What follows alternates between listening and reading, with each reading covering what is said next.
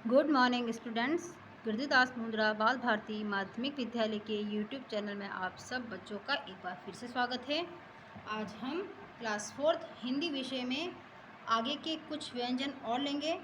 मैंने आपको पिछले वीडियो में वर्ण के बारे में बताया था, जिसमें वर्ण के भेद बताए थे और उसके अंतर्गत स्वर और व्यंजन आते हैं। उन स्वर के बारे में बताया था और व्यंजनों के बारे में बताया था। उसमें से मैंने आपको 4 तक करवा दिए थे और आज हम लेंगे 5वां द्वितीय व्यंजन। इसके नाम से पता चलता है द्वितीय मतलब कि दो, क्या दो, ठीक है। आप इसकी परिभाषा देखते हैं।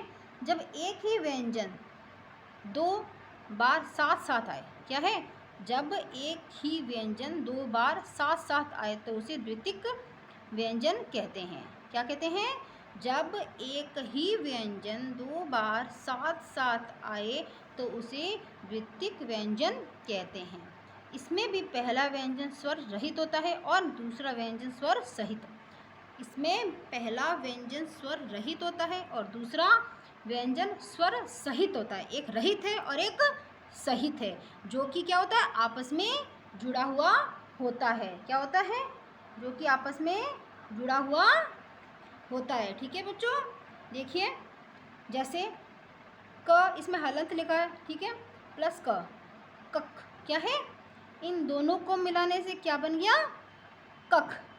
इसमें यह क्या है, ये स्वर रहित है, इसमें स्वर नहीं है और इसमें स्वर है क, ठीक है। इससे मिलके बनता है मक्का। ये शब्द बनते हैं मक्का, मक्कार। ऐसे भी अनेक शब्द इनके अंतर्गत आते हैं। आगे देखिए, च प्लस च बराबर चच्च, क्या है, चच्च। इसके अंतर्गत जो शब्द बन रहा है वो क्या है? बच्चा, सच्चा, ठीक है। न, ये भी क्या है, स्वर रहित है। ये दोनों, ये स्टार्टिंग के जो होते हैं वो क्या होते हैं, वह स्वर रहित होते हैं। और दूसरा जो व्यंजन होता है वो क्या होता है, स्वर सहित होता है। उसमें स्वर शामिल होता है, जिसमें न प्लस न, नन, गन्ना, अन, ठीक है। त प्लस त, तत्, क्या है ये? तत्। इसके अंतर्गत कौन सा शब्द बनता है? पत्ता, कुत्ता। ऐसे अनेक शब्द इसके अंतर्गत बनते हैं। यह कौन सा व्यंजन है? यह है द्वितीय व्यंजन, जिसमें क्या है, जब एक ही व्यंजन दो बार साथ साथ आ जाता है तो उसे द्वितीय व्यंजन कहते हैं। और इसमें पहला व्यंजन स्वर रहित, ये इस तरीके से, और दूसरा स्वर सहित होता है। क्या होता है? दूसरा स्वर सहित होता है और यह दोनों आपस में इस तरीके से जुड़े हुए होते हैं, ठीक है। अब आगे हम देखते हैं 6 नंबर, अतिरिक्त वर्ण। ड और ढ, ड और ढ, ये क्या है? एक अतिरिक्त वर्ण है। क्या वर्ण है? ये अतिरिक्त वर्ण है। इनका विकास ड और ढ के नीचे बिंदु लगाकर हुआ है। कैसा हुआ इनका विकास? ड और ढ के नीचे बिंदु लगाकर इनका विकास हुआ है। ये सभी व्यंजनों के रूप में प्रयोग किए जाते हैं, परंतु इनसे कोई शब्द प्रारंभ नहीं होता है। इनसे कोई भी शब्द कभी भी शुरू नहीं होता है। ये सदैव शब्द के बीच में या अंत में ही आते हैं। ये ड और ढ, ये दोनों शब्द ऐसे शब्द होते हैं, ये बिंदु लगा के ये शब्द बनते हैं। और इसके अंतर्गत अगर कोई शब्द शुरू होता है तो वह शुरू से नहीं होता है, वह क्या आता है, वह बीच में आता है या फिर अंतिम में आता है। जैसे कौन से शब्द, ये देखिए हम बताते हैं आपको। सड़क, इसमें कहाँ गया, ये बीच में आ गया। कूड़ा, इसमें अंतिम में आ गया। चढ़ाई, इसमें क्या है, बीच में आया है ये। पढ़, पढ़ मतलब पढ़ना। तो ये है अतिरिक्त वर्ण। अतिरिक्त वर्ण में कौन कौन से आते हैं? ड और ढ, ये अलग से वर्ण होते हैं। इनका विकास इन्हीं के नीचे बिंदु लगाकर किया जाता है। ये व्यंजनों के रूप में प्रयोग किए जाते हैं, लेकिन इनमें क्या होता है, इनसे कोई भी शब्द शुरू नहीं होता है और यह सदैव शब्द के बीच में या अंतिम में आते हैं, इस तरीके से, ठीक है। आगे देखते हैं हम मात्राएं। ये यहाँ तक आपके सारे व्यंजन समाप्त होते हैं। मैंने आपको जो टॉपिक करा रही हूँ वो टॉपिक है वर्ण और मात्राएं। इसमें वर्ण का हमने आज पूरा समाप्त कर लिया है। 2 व्यंजन आपके रहे थे, द्वितीय और अतिरिक्त वर्ण, ठीक है। तो उम्मीद करती हूँ कि आपको ये व्यंजन और स्वर समझ में आ गए होंगे, ठीक है। आगे हम लेते हैं मात्राएं। ये देखिए, मात्राओं के बारे में मैं आपको बता देती हूँ। व्यंजन के साथ जब स्वर जुड़ता है, तो व्यंजन के साथ क्या जुड़ता है? स्वर। सबसे इम्पोर्टेंट क्या है? स्वर। तो इसका रूप बदल जाता है।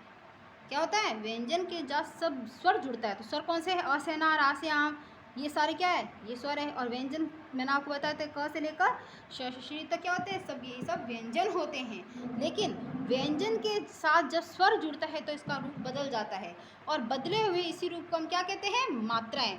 स्वर के अंतर्गत ये क्या आती है, मात्राएं आती है। क्या आती हैं, स्वर के साथ ही मात्राएं आती है, और व्यंजन के साथ जुड़ती है तो इसका रूप बन जाता है मात्रा का। अस्वर की कोई मात्रा नहीं होती। क्या नहीं होती, अस्वर की कोई भी मात्रा नहीं होती। अंग से अंगूर, अ पे चंद्रबिंदु और अंगर खाली का प्रयोग मात्रा के रूप में होता है। इनका रूप क्या, ये मात्रा के रूप में भी इसका उपयोग होता है। ठीक है, देखते हैं हम स्वर। ये देखिए, आपको मैं एक पूरी सारणी बताऊंगी। स्वर कौन से, ये वाले सारे हैं। मात्राओं के बारे में सारा बताया गया है, इसका प्रयोग किस तरीके से किया गया है, कैसे मिला के ये शब्द बना है, वह मैं आपको बताती हूँ। अ की कोई क्या है, कोई भी मात्रा नहीं है। क प्लस अ बराबर बनता है क। इसमें कौन अनेक शब्द बनते हैं, वैसे मैं आपको दो दो शब्दों के बारे में भी बता रही हूँ। ठीक है, कमल और कर। आ की मात्रा होती है, क प्लस आ बराबर क्या बन जाएगा, का। काला, कपड़ा। ठीक है, आ की मात्रा आ गई ना। ई, ये क्या है, छोटी। कौन सी ई है, ये छोटी ही है। क प्लस ई बराबर की। किसी का क्या बनता है, किताब, विचार। ठीक है, ये छोटी ई की मात्रा के शब्द हैं। अनेक शब्द भी इनसे बनते हैं बच्चों। बड़ी, इसमें क प्लस ई बराबर की मतलब कील, कीट मतलब कीड़ा। ऊ, ये क्या है, छोटा ऊ। क प्लस ऊ बराबर कू, मुर्गा, कुआ। बड़ा ऊ, क प्लस ऊ बराबर कू, कूल, कूप। ऋषि, ऋषि बाबा, उसकी मात्रा री की मात्रा नीचे लगती है। क प्लस री बराबर क्र। ऋषि, ऋषि की मात्रा मिलकर क्या बनेगा, क्र। कृपा, कृष्ण। ठीक है, ए से एडी, एक मात्रा लगती है इसमें। क प्लस ए बराबर के, केला, केशव। ठीक है, इसमें अकेला शब्द भी आता है। ठीक है, ऐसे एडी, इसमें दो मात्राएं आती है। क प्लस ए बराबर के, कैलाश, मैना। ओ से ओखली, क प्लस ओ बराबर को, कोयल, ओस। औ से औरत, इसकी दो मात्राएं होती है। क प्लस ओ, को, कौवा, औरत। अंक से अंगूर की मात्रा में बिंदी यहाँ लगती है, इसकी ये वाली मात्रा है। ठीक है, क प्लस अ बराबर क, कंगन, अंग, कंचन। ठीक है, ये विसर्ग वाला देखते हैं अब। क प्लस अ बराबर कह, नमः, दुख। क्या है, नमः और दुख। ये देखिए, चंद्रबिंदु की मात्रा है क प्लस अ, इसमें क। अंगीठी, क्या था, अंगीठी, चांद। तो आपको ये समझ में आएंगे कि स्वर के साथ जो जो मात्राएं हैं वो व्यंजन के साथ जुड़कर शब्द बनाती है और मात्राएं भी बनाती हैं बच्चों। तो मैं उम्मीद करती हूँ कि आपको स्वर और मात्राएं और इनका प्रयोग और इनके शब्द किस तरीके से बने हैं ये आपको समझ में आ गए होंगे। आगे मैं कुछ आपको और बताती हूँ। ये देखिए, विशेष है कुछ आपके लिए, ये आपको जानना बहुत ज़रूरी है। विशेष में क्या है, र हलंत है, ये ध्यान रखना आप। ठीक है, र वर्ण में ऊ या बड़ा ऊ, छोटा ऊ और बड़ा ऊ की मात्रा बीच में लगती है। कहाँ लगती है ये आपने देखा होगा ज़्यादातर कि र प्लस ऊ बराबर रू, रुई। र प्लस बड़ा रू, रूपा। इसमें बोलने से पता चलता है कौन सी छोटी ऊ की मात्रा है और कौन सी बड़े ऊ की मात्रा है बच्चों। ठीक है, आपको एक बार मैं फिर से इसका आपको रिवाइज करवा देती हूँ। मात्राएं व्यंजन के साथ जब स्वर जुड़ता है तो इसका रूप क्या हो जाता है, बदल जाता है। और इसी बदले हुए रूप को हम क्या कहते हैं, मात्रा। अस्वर की कोई मात्रा नहीं होती। अंग से अंगूर, चंद्रबिंदु और विसर्ग की मात्रा का प्रयोग मात्रा के रूप में होता है। ये मात्राएं इस तरीके से बनती हैं, ये सारी मात्राएं हैं।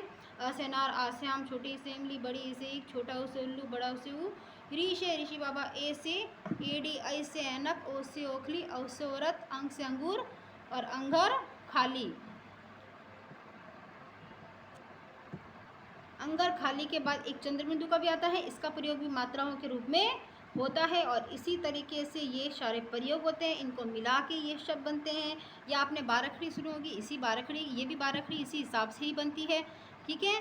और ये शब्द भी इसी के हिसाब से बनते हैं और ये आपको जानना बहुत ही ज़रूरी है। र वर्ण में छोटा ऊ और बड़े ऊ की मात्रा बीच में लगती है, जैसे र प्लस छोटा ऊ मिलकर बनता है रुई।